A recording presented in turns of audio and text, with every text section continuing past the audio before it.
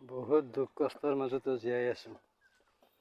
বহুত দুখ কষ্টৰ মাজতো এনেকৈ কান্ধত বজা লৈ লৈ দেখিছে নহয় গাইজ, এয়া দেখিছে,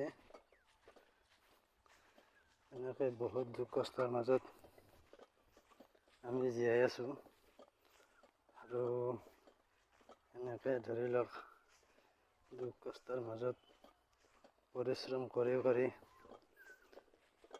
পৰিশ্ৰম কৰি আছোঁ আৰু কৰিয়ে থাকিব লাগিব। যিহেতু আমাৰ পঢ়া শুনা নাই,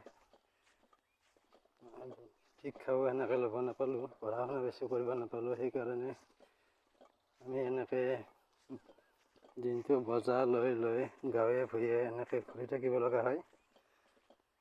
গতিকে আজি এই ভিডিঅ'টো